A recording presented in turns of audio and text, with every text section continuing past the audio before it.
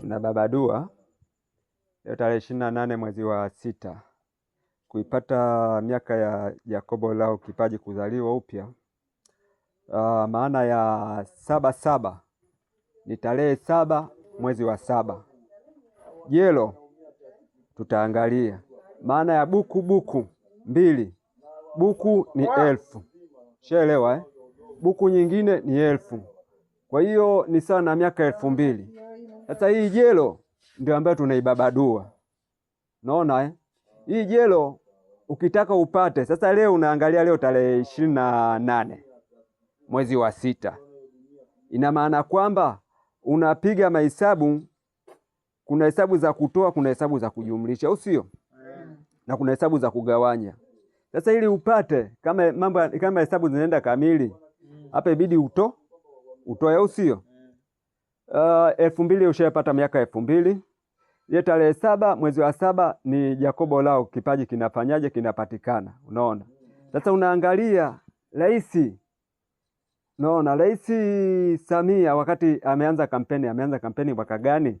Kwa hiyo ina maana kwamba ukiangalia tarehe ya leo tarehe 28 bado mwezi wa 7 bado haujafika. Unaona, tarehe 28 mwezi wa 6 ina maana bado haujafika.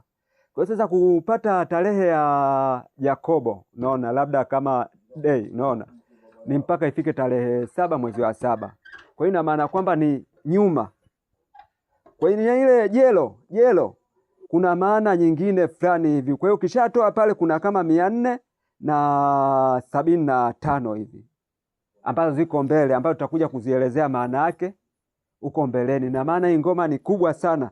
Kwa hiyo lazima utumie akili za kisanii ili upate kufanyaje kuelewa.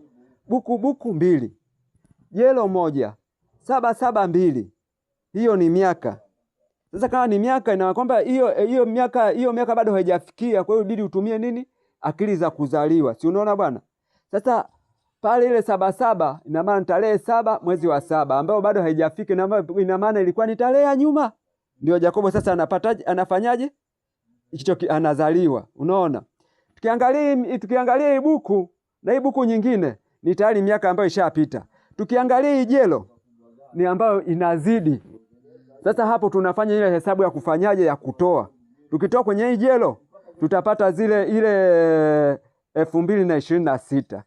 Na maana 2026. Sasa pale kwenye 26 taangalia sasa leo ile tarehe na bado haijafanyaje, haijafika. Ibidi upunguze nini ili upate ile tarehe ya kule nyuma. Si unaona?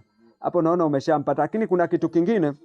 Hii ngoma ni kubwa, kuna vitu vingine vya kubabadua. Lakini leo nimebabadua tu kwanza ili upate tarehe yangu, ili ikishafika tarehe 7 mwezi wa 7 ujue kama ni siku ambayo Yakobo ndio ambaye amezaliwa. Kwa hiyo ushapata tarehe ya nyuma, amezaliwa tarehe ya nyuma. Kwa hiyo jelo isikusumbu.